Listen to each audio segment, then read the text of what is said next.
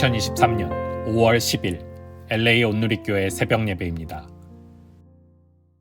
할렐루야. 오늘도 지존하신 그 주님의 이름 함께 찬양하며 예배 자리로 나아가시겠습니다.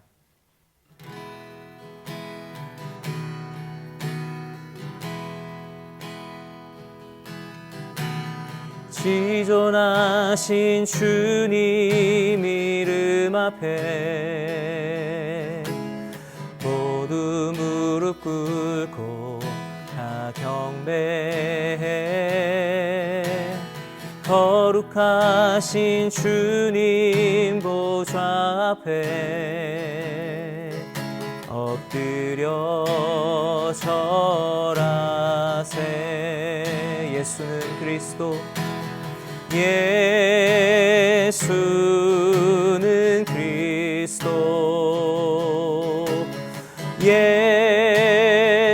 예수는 주,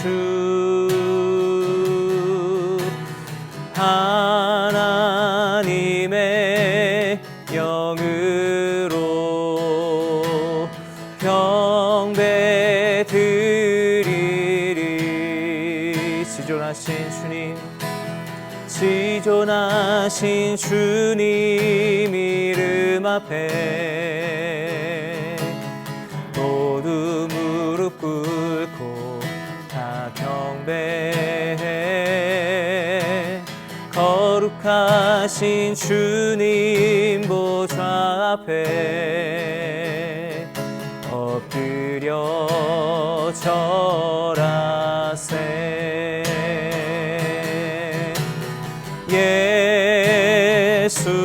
예수는 그리스도,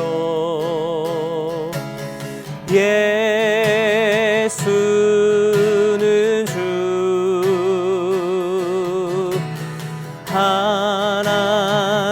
하나님의 영으로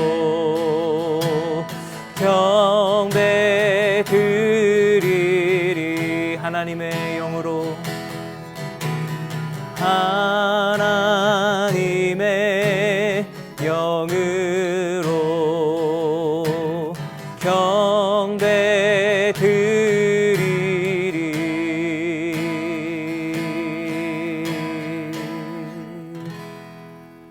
아멘.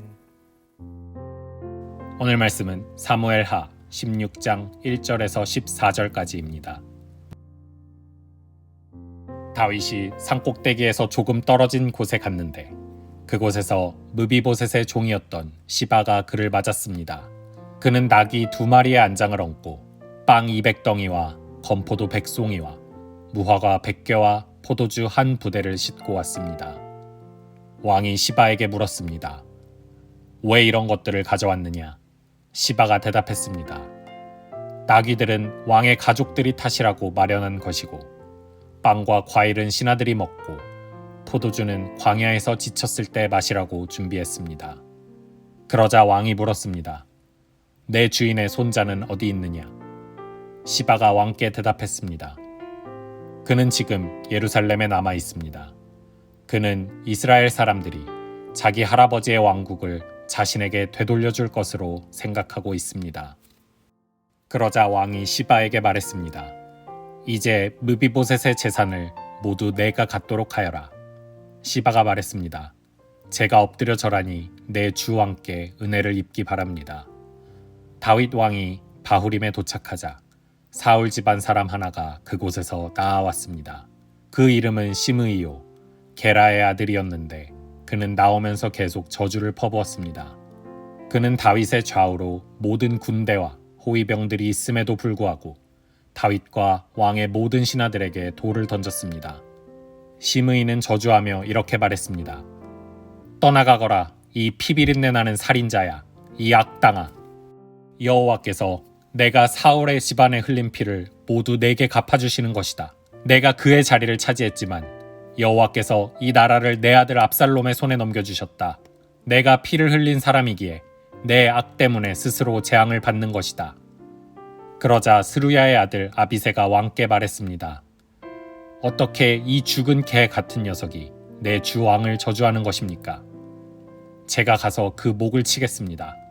그러자 왕이 말했습니다. 스루야의 아들들아, 내가 너희와 무슨 상관이 있다고 그러느냐? 여호와께서 그에게 다윗을 저주하여라 라고 하신 것이라면 어느 누가 왜 내가 이렇게 하느냐 하고 물을 수 있겠느냐? 그러고 나서 다윗이 아비새와 자기 모든 신하들에게 말했습니다. 내 몸에서 난 내 아들도 내 목숨을 빼앗으려 하는데 이 베냐민 사람이야 오죽하겠느냐? 여호와께서 그에게 그렇게 하라고 명령하셨으니 저주하게 그냥 내버려 두어라. 여호와께서 내 비참한 모습을 보시고 그 저주를 내게 선으로 갚아주실지 누가 알겠느냐? 그러고 나서 다윗과 그의 사람들은 계속 길을 따라갔습니다. 시므이는 그 반대편 산비탈을 따라가면서 계속 저주하고 돌을 던지면서 흙을 뿌렸습니다. 왕과 그와 함께 있던 백성들은 모두 지쳐 한 곳에 머물러 쉬었습니다.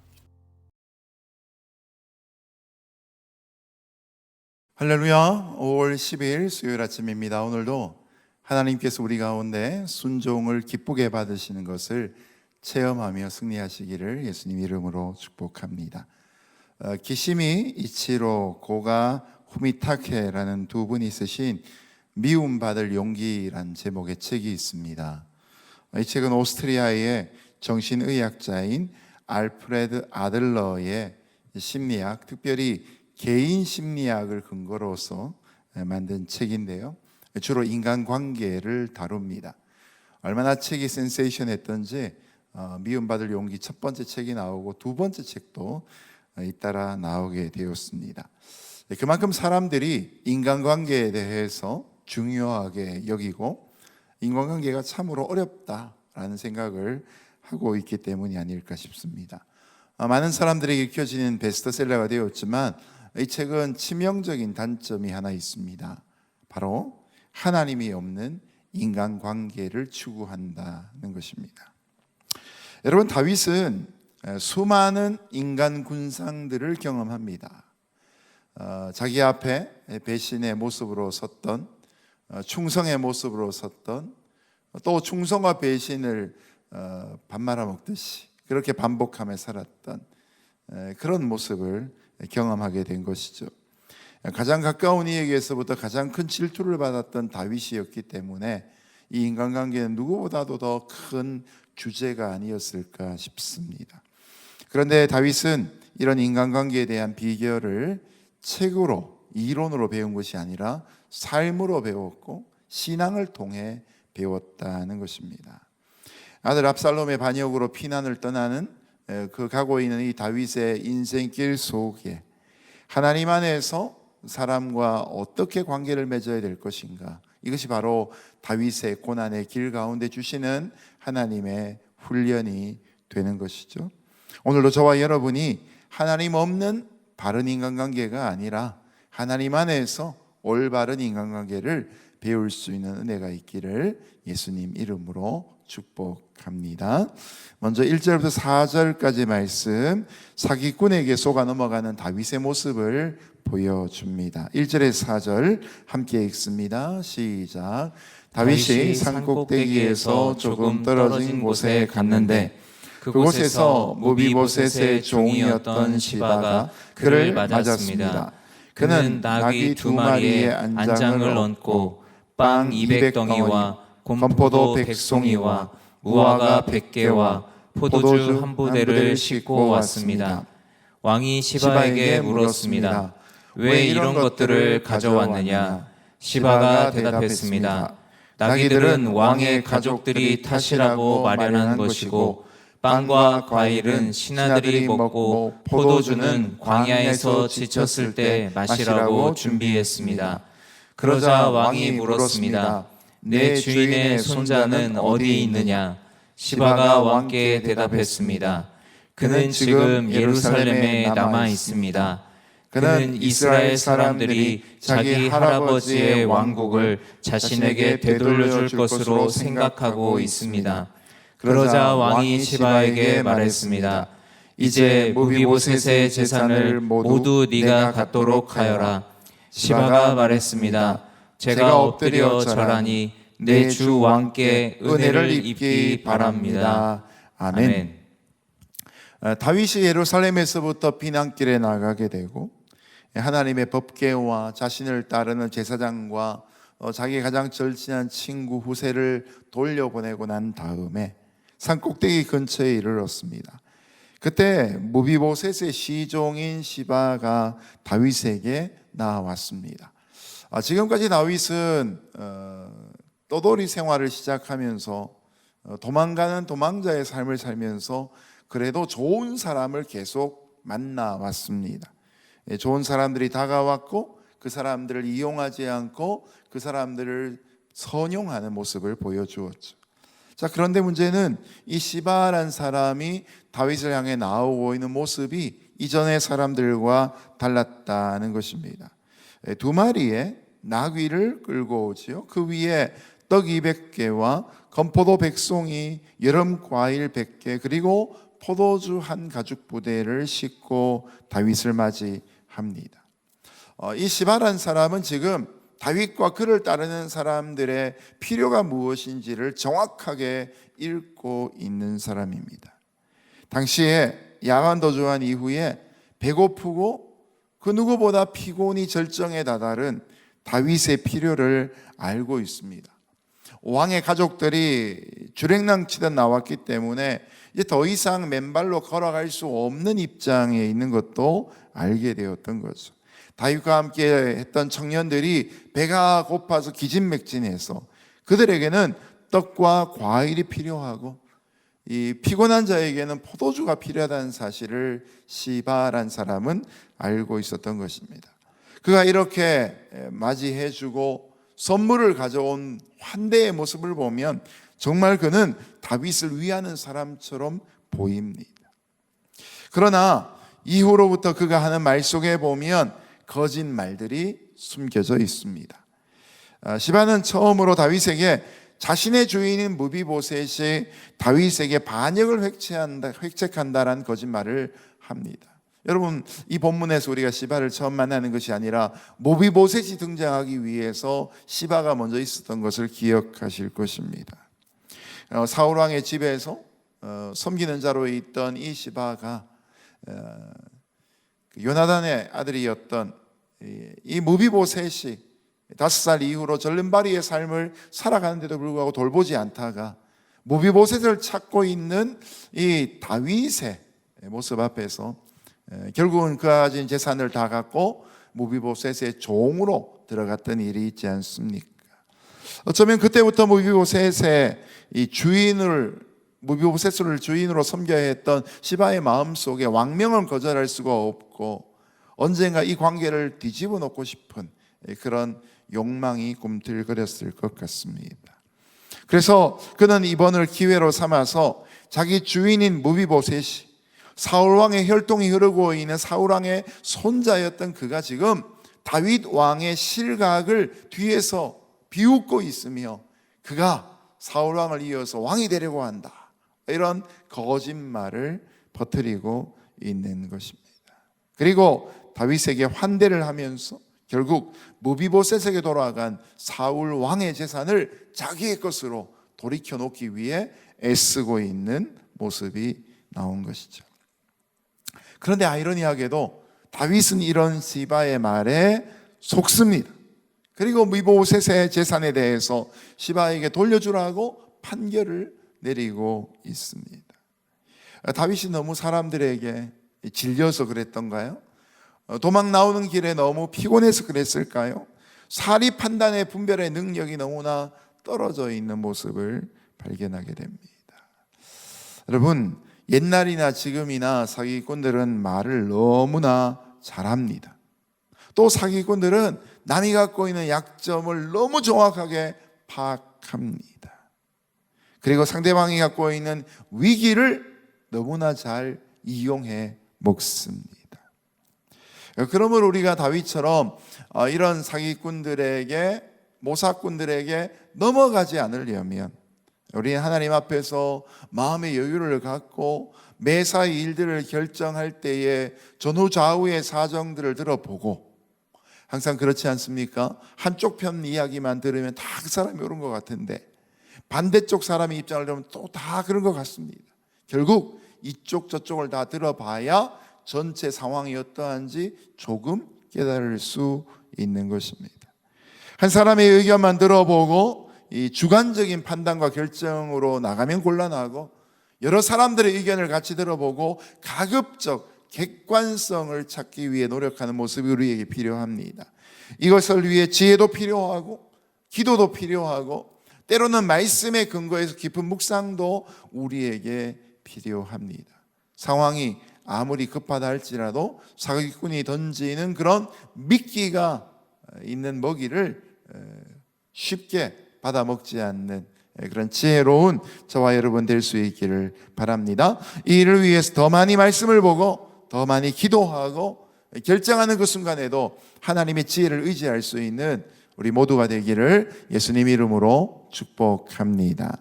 5절부터 8절까지 말씀을 보시면 또 다른 사람 시므이가 등장하는데, 이제 그는 다윗을 비난하고 있습니다. 5절에서 8절 같이 읽습니다. 시작.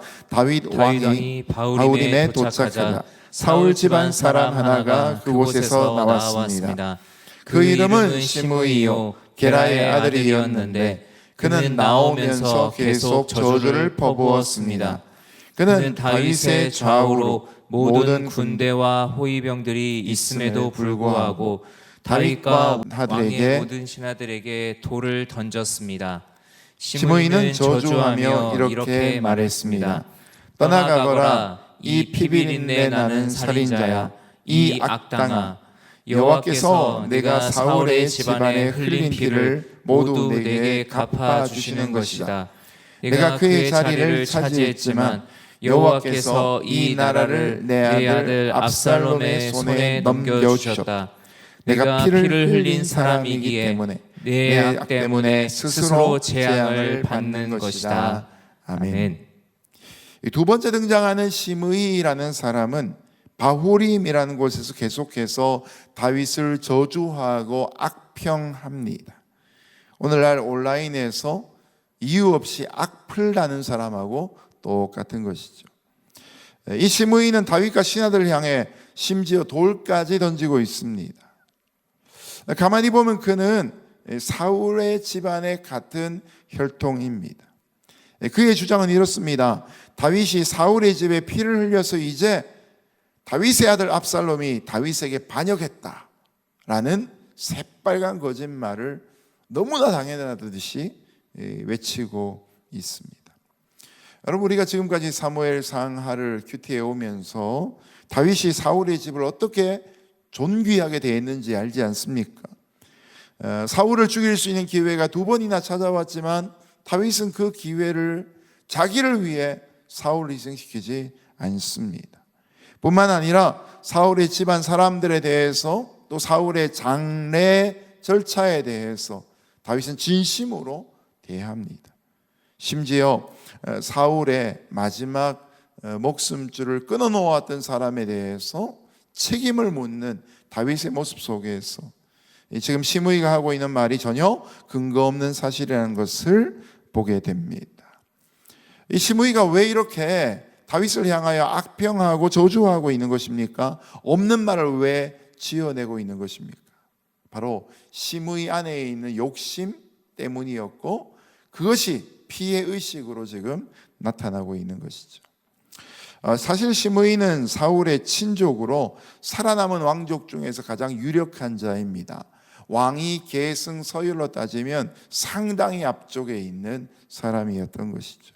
그런데 어느 날 사울의 가문 베냐민 지파 속에 왕이 되었던 사울 다음으로 계속해서 왕위가 이어지지 않는데, 엉뚱하게도 이 다윗의 집으로 유다 지파에게로 왕권이 넘어가는 것을 보고 배가 아프기 시작한 것입니다.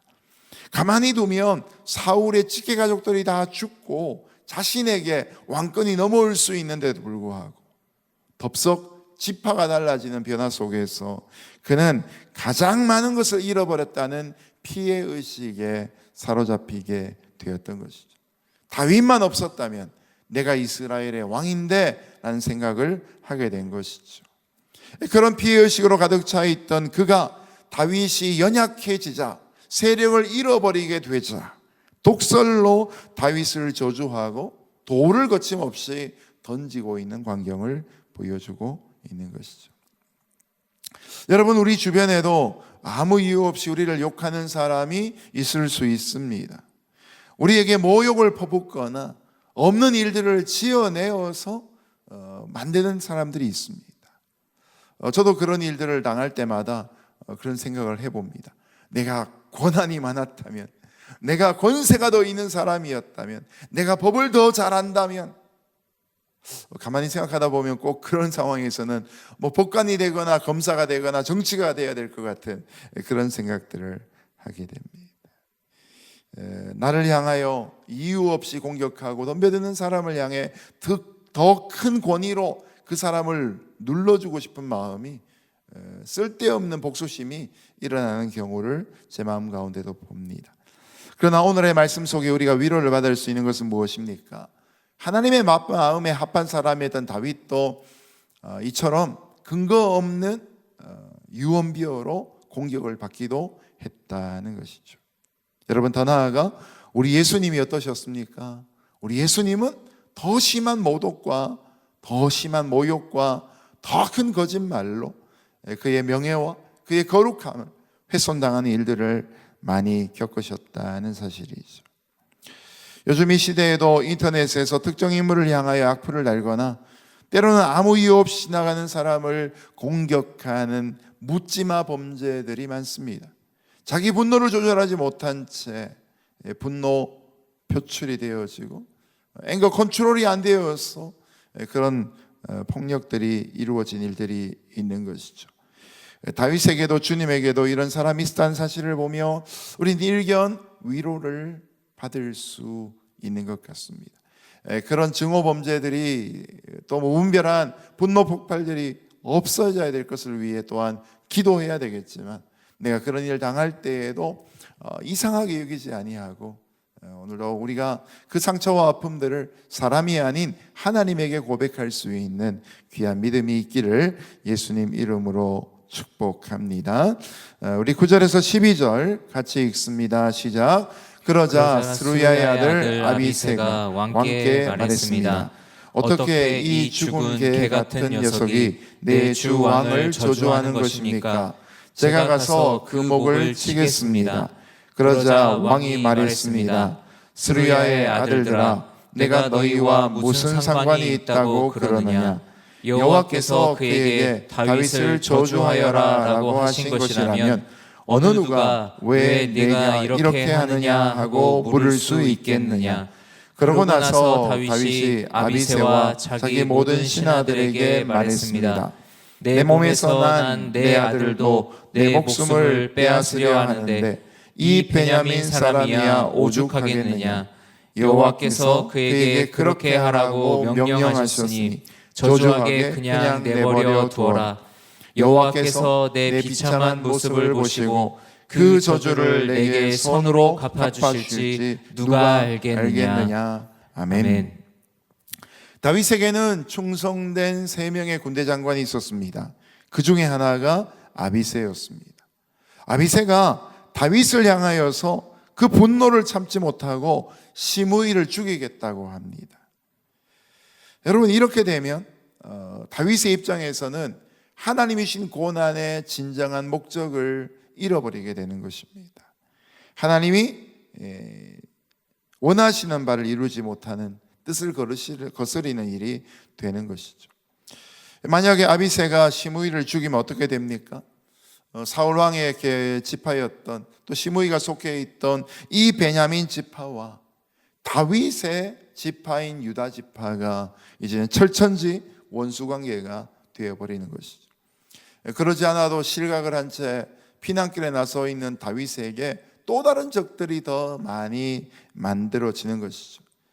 그 이후에 다윗이 왕권을 복귀한다 할지라도 깨어진 나라의 그 갈등을 또다시 수습하기 위해 더 큰 어려움들이 임하게 되는 것이죠. 결국 과거의 남유다와 북이스라엘의 갈등이 형성될 수밖에 없는 것이죠. 절대로 보복은 한 번으로 끝나지 않고, 보복은 또 다른 보복을 가져오고, 복수는 또 다른 복수를 가져오며 악순환되는 것을 우리는 알아야 합니다. 아비새란 사람이 다윗을 위하는 사람 같지만 결과적으로 다윗을 망하게 할 수도 있는 사람인 것을 알려주는 것이죠.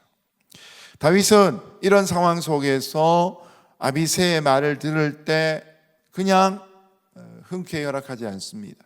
오히려 하나님의 관점에서 아비새를 책망하기 시작합니다. 다윗의 입장에서 시므이가 자신을 저주하는 것은 하나님이 그에게 다윗을 저주하라고 명령하셨기 때문이다 라는 말까지 다윗은 합니다. 물론 실제로 하나님이 시므이에게 그런 사명을 주실 리는 만무합니다. 어떤 분들이 종종 그런 표현을 합니다. 나는 이렇게 지적하는 은사를 받고 태어났다. 나는 이런 게 잘 보이고 나는 이렇게 책망한다. 나는 재판관이다. 이렇게 표현한 분들이 있습니다. 그것이 교회를 건강하게 만들고 그것이 가정을 세워가는 것이다라고 오해하고 있는 것이죠. 여러분, 책망과 저주와 판단으로는 결코 사람이 힘을 얻을 수가 없고 공동체와 조직이 건강하게 일어설 수가 없는 것이죠. 모든 상황 속에 우리는 대안을 제시하는 사람이 되어야 하지, 지적하는 사람이거나 암살하는 사람이거나 반역하는 사람을 보복하는 사람으로 끝나면 곤란한 것입니다. 화해자가 진정한 하나님의 사람이 될 수 있는 것이죠. 하나님이 실제로 시므이에게 다윗을 저주하라고 명령했다라고 보긴 어렵습니다. 다만 이것은 다윗이 그것을 그렇게 받아들이고 있다는 면이 중요한 것이죠. 시므이가 알지 못하면서 저렇게 나를 향하여서 저주하고 있지만 그러나 그 속에는 하나님의 섭리가 있다, 이런 의미로 그는 표현하고 있는 것입니다. 하나님은 선하신 분이시기 때문에 하나님의 백성들을 악인의 손을 통해 억지로 심판하도록 주장하시는 분이 아닙니다. 악인이 악을 통해 선한 이들에게 악영향을 끼치는 것을 때로 하나님이 참고 보시지만 뒤에서 충동질하시는 분은 아니라는 것을 우리가 분명히 알 필요가 있는 것이죠. 교회와 같은 공동체의 모든 분란과 갈등에 하나님이 계신 것이 아닙니다. 그것은 우리의 부족함 때문인 것이고 우리의 연약함, 죄성 때문인 것이죠. 다윗은 이런 상황 속에 하나님이 시므이를 통해서 자신을 훈련하고 계시다는 것을 받아들이고 있습니다. 다른 사람이 나를 모욕할 때 우리 그것을 단지 감정적으로 대응하는 것이 아니라 하나님의 훈련으로 받아들인다면 우리는 그런 관계, 그런 과정 속에서 진정 하나님이 원하시는 방향으로 인생의 방향을 선회할 수 있는 것이죠. 우리 인생의 내면의 성숙은 바로 이와 같은 가슴 따가운 일들을 통해서 이루어지게 됩니다. 때로는 내가 감당할 수 없는 억울한 상황 속에서 예수님처럼 인내하고 견디며 이 모든 일들이 나의 죄 때문에 이루어진 일들임을 깨닫고 회개하고 하나님의 지혜를 구하면서 어떻게 반응하는 것이 가장 하나님께 영광스러운 일들인지, 공동체를 하나 되게 하는 일들인지 분별할 수 있는 은혜가 있기를 주님 이름으로 축복합니다.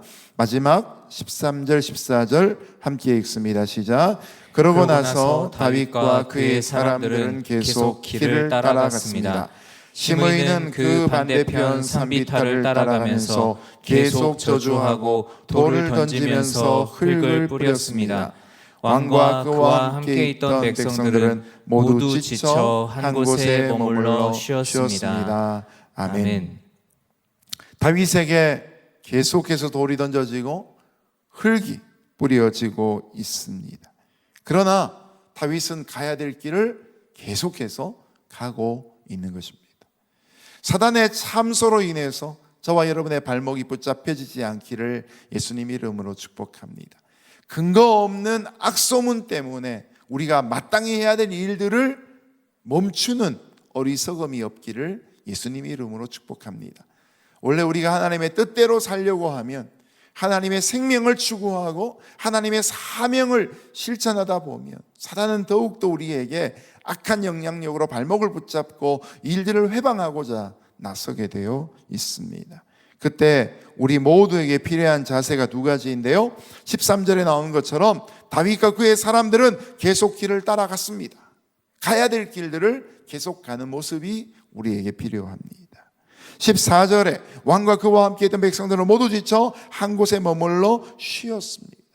비록 악플을 통해서 헛된 소문 때문에 지치고 피곤하지만 이 백성들의 마음이 갈라지지 않고 한 곳에 머물러 함께 쉬는 격려와 위로와 회복을 꿈꾸는 그런 모습이 우리에게 필요한 것이죠. 바라기는 교회 안에서 서로를 향해서 판단과 비난과 비판들이 멈춰질 수 있으면 좋겠습니다. 반대로 사랑과 축복과 격려가 더 많아졌으면 좋겠습니다. 어려운 일이 생길 때 누구 때문에 이 일이 생겼느냐 원인을 규명하고 문제 있는 사람을 찾아 나서는 그런 일들이 아니라 오히려 그런 상황 속에 우리가 그 잘못들을 가슴에 안고 재발 방지를 위해 애쓸 뿐만 아니라 그 나쁜 상황을 통해서 오히려 더 하나님의 뜻이 드러날 수 있도록 함께 기도하며 함께 위로하며 격려하는 따뜻한 공동체가 될 수 있기를 바랍니다. 말씀을 맺으면서 오늘 말씀 전체 속에서 다윗의 인간관계를 배웠던 모습 가운데 하나의 중요한 팁을 발견하게 됩니다. 바로 다윗은 자기와 그 사람의 관계 속에서 언제나 사람과 반응하지 않았다는 것입니다. 내게 잘해주는 사람에 대해서 다윗은 방심했을 때 사기꾼의 말에 결국 속아 넘어가게 됩니다. 시바에게 받았던 유혹인 것이죠. 그러나 다윗이 하나님과의 관계 속에 사람과 인간관계를 생각했을 때 다윗은 실수하지 않습니다. 여러분, 인간관계는 언제나 삼각형입니다. 삼각형을 바로 세워놓으면 그 꼭지점에 하나님이 계십니다. 한쪽 꼭지점에 내가 있습니다. 그리고 마지막 꼭지점에 상대가 있습니다. 하나님과 관계 안에서 상대를 생각할 때 우리는 사람을 도구로 쓰지 않고 목적으로 대우하며 그 사람이 잘해준다고 해서 하나님의 뜻을 어그러뜨리지 않게 될 것이고 그 사람이 나에게 나쁘게 한다고 해서 내가 해야 될 일들을 멈추는 어리석음을 행하지 않게 될 것입니다. 많은 인간관계 가운데서 우리가 하나님께 드리는 충성된 마음과 하나님이 심판하신다는 생각을 하며 하나님과의 삼각관계를 모든 인간관계 속에 적용할 수 있기를 예수님 이름으로 축복합니다. 이 시간 함께 기도하며 나갑니다. 오늘도 우리가 인생 속에서 가장 풀기 어려운 문제가 결국은 인간관계입니다.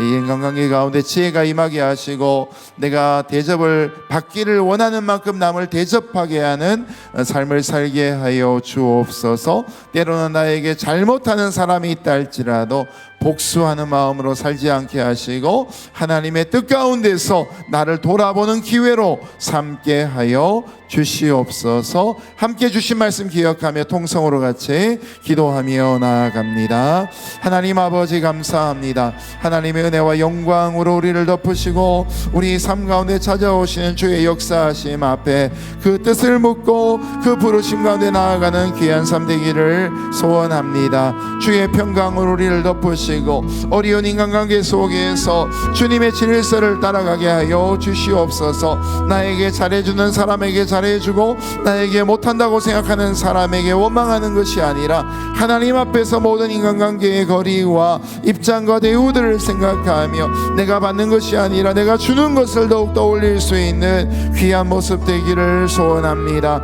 주님의 은혜와 평강이 교회 공동체 가운데 있게 하여 주시고 우리 가정마다 있게 하여 주시고 내가 먼저 움직이고 내가 먼저 섬기며 내가 먼저 고백하는 모습들이 있게 하여 주시옵소서. 주님이 말씀하신 것처럼 주는 것이 받는 것보다 복되다고 하신 말씀을 실천할 수 있는 믿음의 공동체가 되게 하시고 참으로 비난하고 지적하고 평가하는 것이 아니라 사랑하고 축복하고 위로하고 격려하는 따뜻한 공동체 만들어가는 가정과 교회 될 수 있도록 인도하여 주옵소서.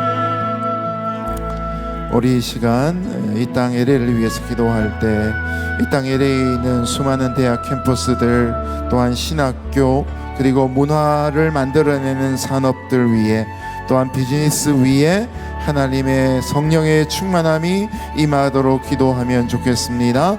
또한 이 땅 LA에 있는 280개 하는 교회 위에 하나님의 부흥이 임하게 하여 주시옵소서.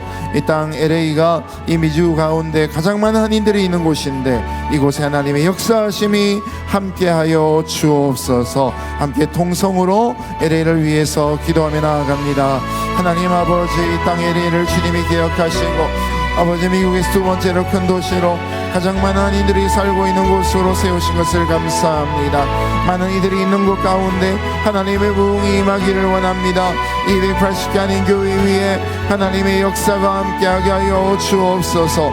주님의 평안이 넘치게 하여 주옵소서. 주님의 인도하심이 임하게 하여 주옵소서. 참으로 이 땅에 세우신 수많은 캠퍼스들을 기억하여 주시고 젊은이들이 모이는 그 자리마다 복음의 기초를 인하여 시작된 학교들마다 하나님의 큰 역사하심이 임하게 하시고 캠퍼스에서 창조의 학문들이 이루어지게 하여 주옵시고 캠퍼스 선교단체를 통하여 복음이 증거되게 하여 주시고 수많은 청년 학생들이 복음으로 돌아오게 하여 주옵시고 이 땅 LA가 참으로 생기 가득한 도시가 될 수 있도록 은총을 내려 주시옵소서. 280개 한인 교회를 기억하여 주시며 교회마다 하나님의 놀라운 부흥이 임하게 하시고 사랑으로 하나 되게 하여 주시오며 복음을 자랑하는 교회들 될 수 있도록 역사하여 주옵소서. 갈등과 분쟁의 시절들은 지나가게 하여 주시고 이제는 한 마음으로 화합하여 복음을 자랑하는 교회 될 수 있도록 역사하옵소서. 아버지 하나님, 이 땅 미국에 있는 3천의 한인 교회를 기억하여 주시고 750만 디아스포라를 기억하여 주시고 한미족 모두가 있는 자리에서 하나님의 은혜와 평강이 넘쳐날 수 있도록 도우시옵소서. 헐리우드를 축복하여 주시고 영화가 만들어지는 자리마다 하나님의 창조의 메시지가 담겨지게 하여 주시고 참된 복음의 메시지가 묻어 나올 수 있도록 은총을 내려 주시옵소서. 이 땅의 복음주의적인 신학교 주신 것을 감사합니다. 학교마다 뜨거운 열정을 가진 주의 일꾼들이 자라나게 하여 주시옵소서. 선지 성도들 가운데 하나님의 은총이 넘쳐나게 하여 주시고 하나님의 귀하신 복이 역사하게 하여 주시옵소서. 하나님의 평안으로 하나님의 질서로 하나님의 역사하심으로 임하게 하여 주시옵소서. 이제 우리 계신 자리에서 계속해서 동성으로 기도할 때 교회에서 진행 중에 있는 Y 미션을 위해서 기도하도록 하겠습니다. Y 미션을 통해서 선교의 마인드를 모두가 배울 수 있는 귀한 기회가 되게 하여 주옵소서. 함께 기도하고 또한 각자 갖고 있는 기도의 제목 간구하며 통성으로 기도할 때 주의 이름 한번 부르짖고 기도하며 나아갑니다. 함께 주의 이름 부릅니다. 주여